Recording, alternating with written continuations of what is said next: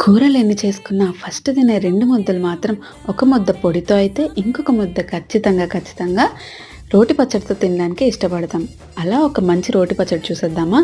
ముందుగానే ఒక పెద్ద కట్ట కొత్తిమీరని నీట్‌గా వాష్ చేసేసి ఆయిల్‌లోని మగ్గించుకొని పక్కన పెట్టుకోండి. వాటర్ అనేది ఉండకుండా మగ్గించుకొని పక్కన పెట్టుకోండి. ఇప్పుడు చూపిస్తున్నట్టుగా ఒక 2 పెద్ద టొమాటోస్‌ని మధ్యకి కట్ చేసి ఆయిల్‌లో ఇలా పెట్టేసుకొని అందులోనే ఉప్పు, పసుపు అలాగే కొద్దిగా జీలకర్ర, ఆవాలు, మెంతులు, చింతపండు వేసి బాగా కుక్ అవ్వనివ్వాలి. టొమాటోస్ పైన పీల్ తీసేసేయండి. తర్వాత అది మంచిగా గుజ్జుగా అయ్యేంత వరకు మగ్గించుకోవాలి. ఇప్పుడు స్టవ్ ఆపేసే ముందు కారం వేసుకొని అంతా బాగా కలిపేసుకొని మొత్తం టొమాటోస్ కూడా చల్లగా అయిన తర్వాత కొత్తిమీర, టొమాటో కలిపి ఒక 2 పల్స్ ఇచ్చారంటే సరిపోతుంది. మరీ ఎక్కువగా గ్రైండ్ చేసేస్తే మాత్రం చట్నీ అయిపోతుంది.